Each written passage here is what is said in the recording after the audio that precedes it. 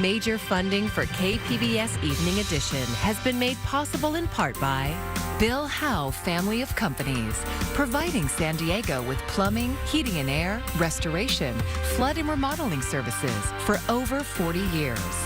Call 1-800-BILL-HOWE or visit billhowe.com. And by the Conrad Prebys Foundation, Darlene Marco Shiley, and by the following.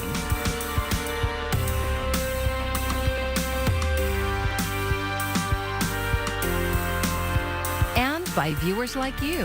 Thank you. Tonight, the countdown clock on a government shutdown is ticking away. Thank you for joining us. I'm Maya Trabulsi. The gridlock on Capitol Hill continued today as lawmakers battle over spending bills. If they can't make a deal before the end of the month, millions of federal workers won't get paid. Laura Aguirre has more on what's at stake.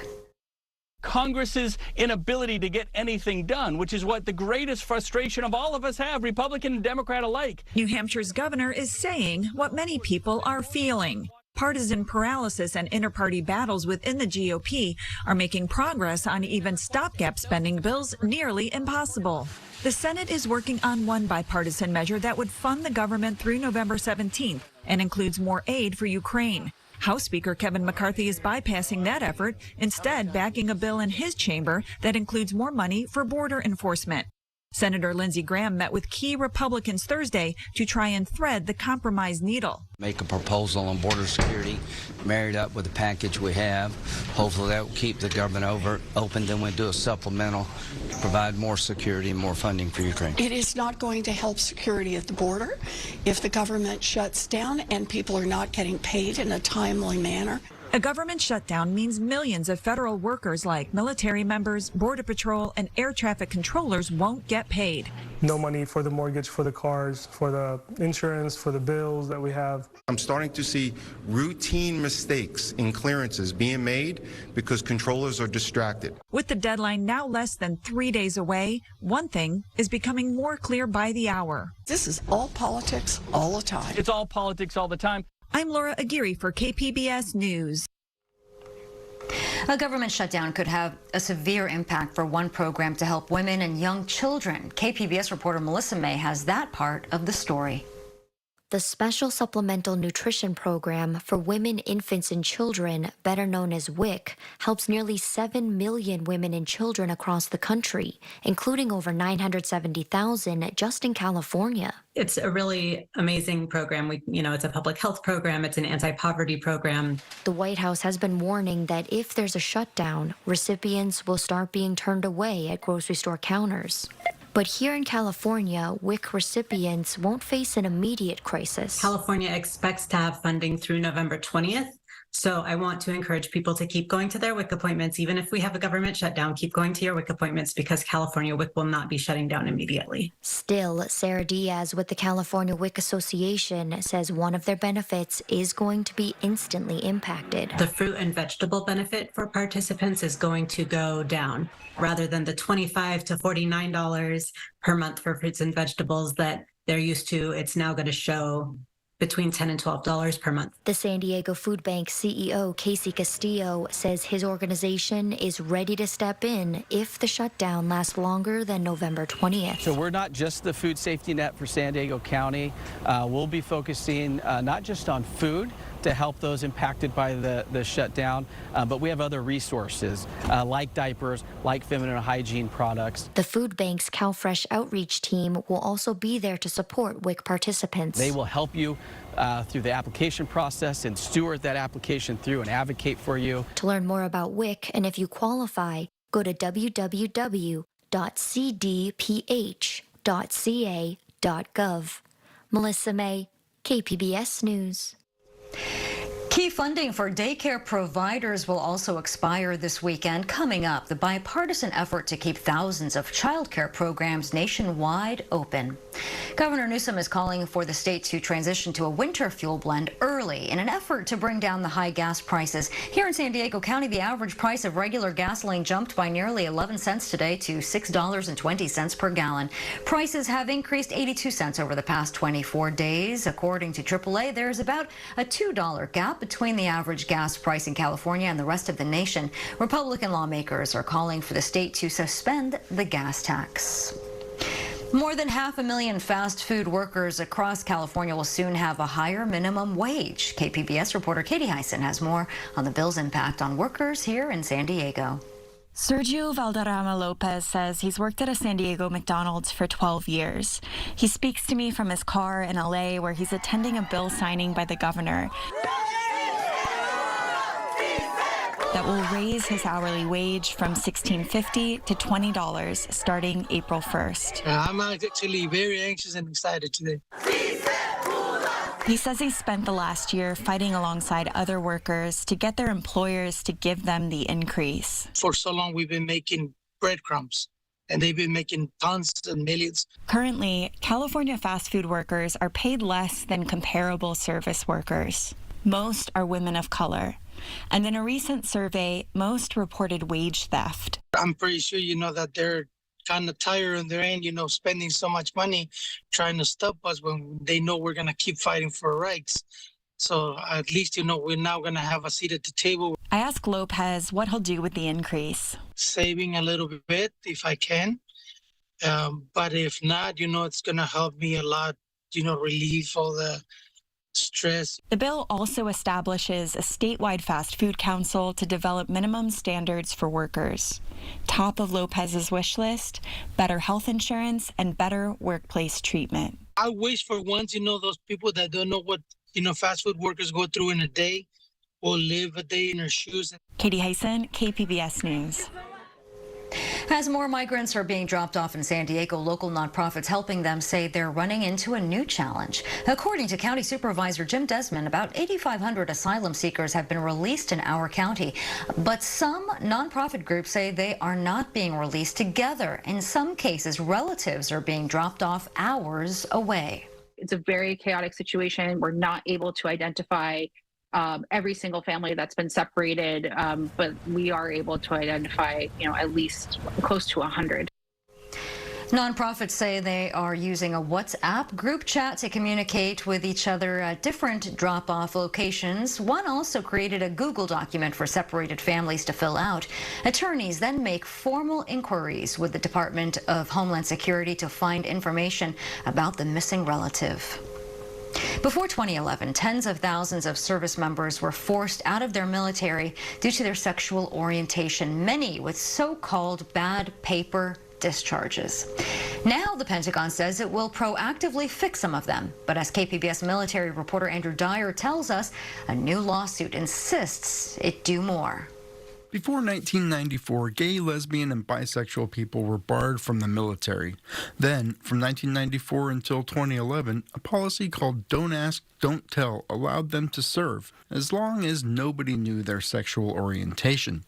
All told, since 1980, almost 33,000 people were separated from the military under those policies. On September 20th, the 12th anniversary of the repeal of Don't Ask, Don't Tell, the Pentagon announced it will begin proactively upgrading the discharge codes of those separated under that policy. However, it doesn't help more than 20,000 people who were tossed out of the military before 1994 when Don't Ask, Don't Tell took effect. A new federal lawsuit filed in California seeks to address that. For me, I went into the Marine Corps going, hey, I want to be a Marine. That's really what I want to do. Jules Son, a plaintiff in the lawsuit, was commissioned as a second lieutenant in the Marine Corps in 1999. She says she knew that as a member of the LGBTQ community under Don't Ask, Don't Tell, she'd have to live in the closet. I could have my personal life and my Marine Corps life. And so this is my idealistic self in my early 20s thinking I could do that. After a tour in Iraq in 2005, Son left active duty. She was approached by activists with the Service Members Legal Defense Fund to talk about serving under the Don't Ask, Don't Tell policy. She says her decision to share her story is what sparked an investigation into her, even though she was in the inactive Ready Reserve. Son was discharged in 2008. Although it was an honorable discharge, it was involuntary, which she sees as a black mark on her military record. how do you explain that to people, right? It's like kind of awkward because they're like, oh, is it a dishonorable discharge? And you're like, no, it's an honorable discharge, but it's involuntary, and they don't understand what that means. Elizabeth Kristen is an attorney who specializes in gender equity and LGBTQ rights. She says service members' discharge papers include outdated and discriminatory language. It says, to me, shocking things on it. You know, it says homosexual admission. It says homosexual conduct. It says attempt to engage in homosexual conduct, attempt to engage in same-sex marriage. This language appears at the bottom of people's DD-214s, the document veterans submit for VA benefits and to qualify for veteran preferences when applying to federal jobs. Kristen says veterans can petition on a case-by-case basis to have their discharges amended, but the process often requires legal help, so many never do. San Diego attorney Melissa Johnson enlisted in the Air Force when she was just 17 and excelled, even joining an Air Force women's softball team and competing throughout Europe. But she says after getting kicked out in 1983, she didn't talk about her military service. Probably for about 20 years, I never even mentioned to anybody that I was in the service, ever. People who were my best friends never knew I served. And I think I just tucked it away. And because I tucked it away, even when I had the opportunity to petition to upgrade my discharge, I just never did. And I still haven't. Johnson is now the president of the San Diego Bar Association, but she says it took years to recover from the trauma of her discharge. She isn't involved in the lawsuit, but says fixing veterans' paperwork is the least the Pentagon can do. It would probably make me feel better about my military service, that the government actually did something affirmatively to help me. And so I think it would make a lot of veterans feel more satisfied with the military service. The legal team behind the suit says although it welcomes the Pentagon's new initiative regarding these discharges, the department has much more to do before every veteran impacted by its longtime ban receives justice. Andrew Dyer, KPBS News. Since the start of the COVID-19 pandemic, San Diego has seen an explosion of people traveling by bike. KPBS Metro reporter Andrew Bowen has more on the local findings of a new nationwide study. You may remember the headlines from the spring and summer of 2020. People were sick of staying indoors and turned to outdoor activities, such as biking, as a COVID-safe form of transportation and recreation. Bike shops were running out of inventory, and bike counters scattered throughout San Diego County logged big increases. Biking boomed, and that boom was sustained. Emily Adler is director of content for Streetlight Data. The company released a report this week on biking trends across the country. It found a 37% increase in average daily bike trips nationwide from 2019 to 2022. New York City saw the largest jump, but coming in second, San Diego, which saw a 71% increase in bike trips. The region also went from 16th place to 5th in terms of bike trips per capita. The study is based on national travel surveys and anonymized cell phone location data. Adler says cities should take note, especially since many are also seeing an increase in bike collisions. We have a lot more people biking. Hopefully that's in part because the infrastructure is there. If the infrastructure is not there, what do we need to do to protect those people as well as accelerate that trend? I was surprised to see that we were second on the list. Anar Salayev is executive director of Bike SD. He says while there have been a handful of improvements to bike infrastructure, many of the new bike lanes aren't connected to each other. There are still gaps in the bike network where cyclists have to share a lane with cars. Salayev hopes the report will motivate city leaders to do better. I hope that they would take away that there is a demand for biking in San Diego and that they would be more galvanized and willing to nurture and encourage more of that ridership. Despite the progress, San Diego still has a long way to go to meet its climate goals. Cars are still the city's largest source of greenhouse gas emissions. By 2035, San Diego hopes to have half of all trips in the city be by biking, walking, or public transit. Andrew Bowen, KPBS News. In just a few days, nearly 44 million Americans are going to have to start repaying their student loan debt. And starting in October, payments will be due for the first time in more than 3 years. Cole Higgins has tips on how to get back on track. Student loan payments are back, adding to a growing list of things eating away at Americans' finances. The Consumer Financial Protection Bureau says 1 in 5 people with student loans are likely to struggle once their payments resume in October. So it does feel like a even bigger burden for certain people. So there's kind of like this mix of feelings. And according to a Bankrate survey, nearly a quarter of Americans with student loan debt say borrowing too much for their education is their biggest financial regret. The numbers are so unreal and astronomical that I can't even fathom making a payment. If I had that ability to talk to my younger self, I would have never, ever gone for that law degree. These student loans have been a noose around my neck for 20 years. According to federal education data, the average student loan borrower owes over $37,000, costing on average up to $300 a month. If you have debt, you really want to face it head on and figure out a plan for it. So what can you do now to get a handle on your debt? 1, get your finances in order. See where you can trim down now to handle that additional monthly expense. 2, research and sign up for a repayment plan. So an income-based plan that will make sure that your payment doesn't exceed a certain percentage of what you're making. 3, get back on the bandwagon. Make the necessary adjustments to make one-time payments and avoid delinquencies. For Consumer Watch, I'm Cole Higgins. Daycares across the country are in danger of closing as soon as next week, and that is because billions of dollars in federal funds for childcare providers will expire this weekend. As Mike Valerio reports, that pandemic-era aid has kept many businesses afloat. I worry what's going to happen to those moms now, specifically the single parents. Delisa Abreu, a single mother of 2, had to leave her job to take care of her kids during the pandemic. Now she worries she may have to do the same thing again because historic federal funding for childcare expires this weekend, meaning childcare costs could soar, and supporters of the funding say daycares could be forced to close. I lose sleep over it. It's a constant worry. This weekend, we'll see the expiration of a $24 billion federal COVID-19 pandemic support program, funding that helped childcare providers stay afloat and help to make daycare more affordable. Mom Alex McGann says even with the federal help, care for her daughter was still too expensive. After running all the numbers and assessing all of our options, we realized that we would probably be losing money if we did send her to daycare. According to the Century Foundation, a progressive think tank, when federal support expires, more than 70,000 childcare programs are projected to close nationwide, and more than 3 million children could be at risk of losing access to care. If mamas and daddies can't get care for their babies, they can't go to work. There is bipartisan support to extend childcare funding. The main issue, how to pay for it. Do we raise taxes? Do we just borrow it? I mean, we are running big deficits, and deficits do matter. In Los Angeles, I'm Mike Valerio reporting. Students working on an advanced marketing project at the University of San Diego took their research to the runway this afternoon. As KPBS education reporter MG Perez shows us, fashion requires more than just a flair for clothing.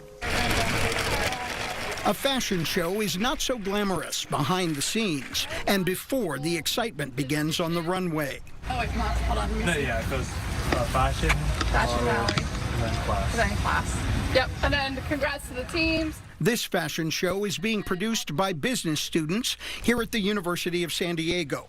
4 students and staff and anyone else they could reach through their marketing in the past 6 weeks. We struggled a lot actually finding a picture that would be really engaging to students that also fit the aesthetic that we were going for the flyer. Malia Flores is a USD senior who will graduate in the spring with a bachelor's degree in marketing.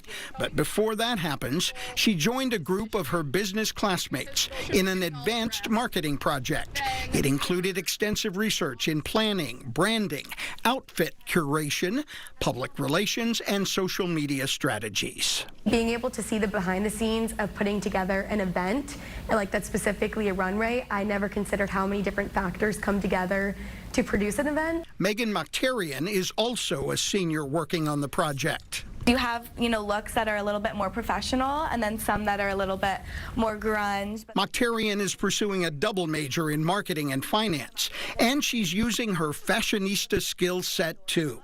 She's also volunteered to model. I definitely want to be in a career where I'm able to talk to people all the time and build relationships and work also like on a tight schedule. I like having deadlines and meeting them. And there are difficulties, like the reality check this morning when the scheduled DJ for the fashion show didn't show up, requiring a backup plan.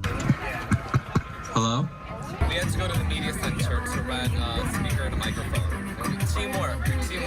And there's a lesson in that, according to the project's professor. A lot of it is being comfortable with working on the fly and teaching students what expectations are at the same time of having industry pressure and industry expectations. One marketing strategy is to use an event as a fundraiser for a worthy cause. In this case, students are raising money for the Maui Strong Fund to help victims of the recent wildfires.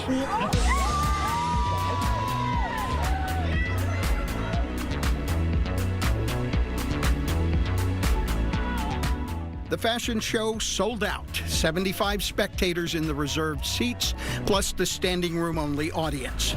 The business students received a fashion-forward education, and they raised $850 for Maui. MG Perez, KPBS News.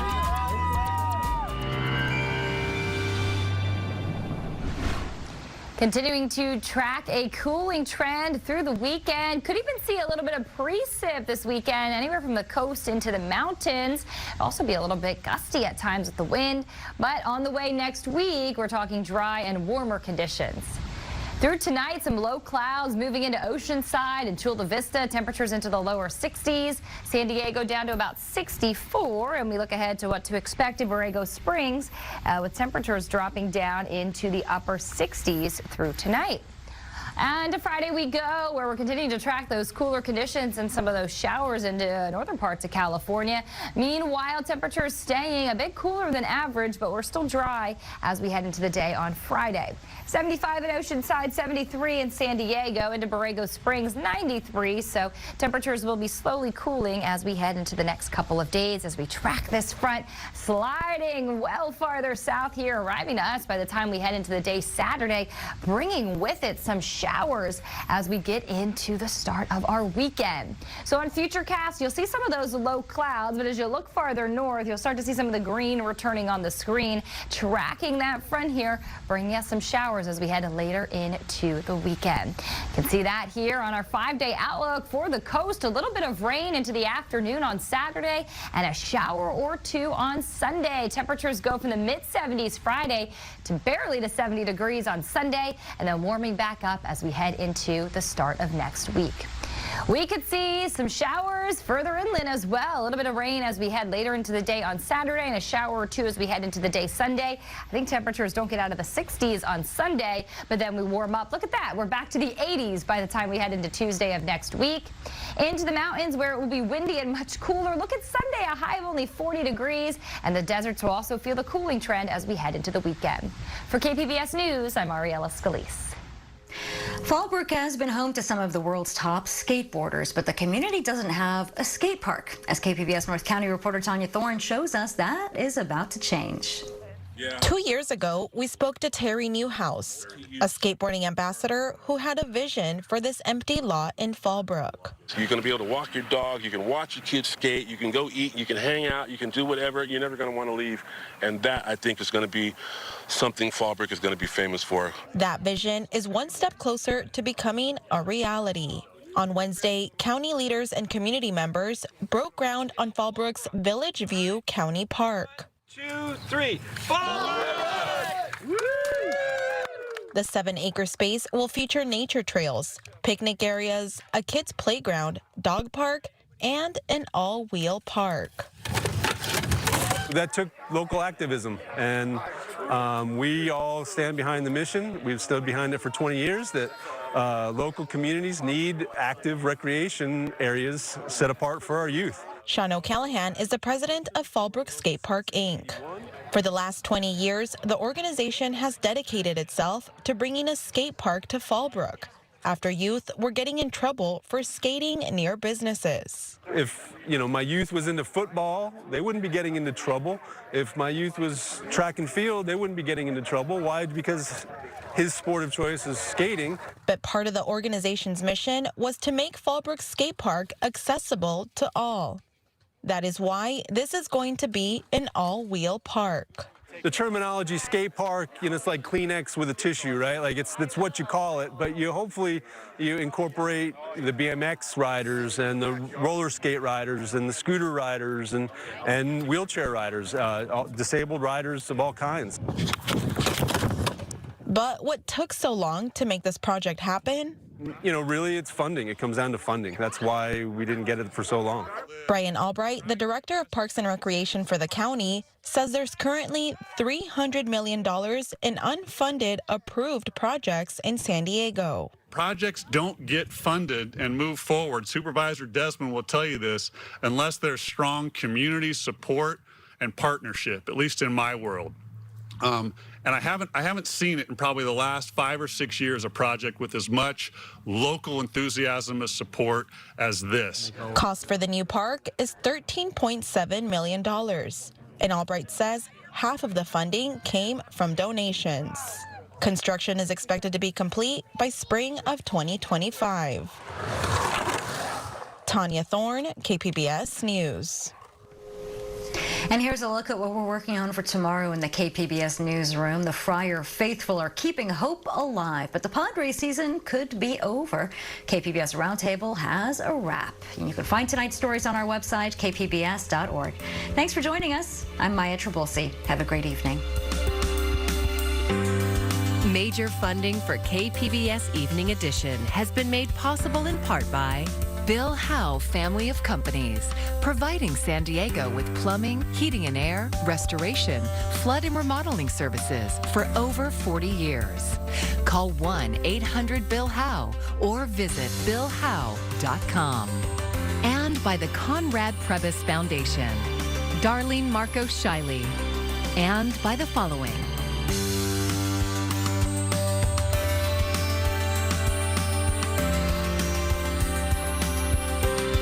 By viewers like you. Thank you.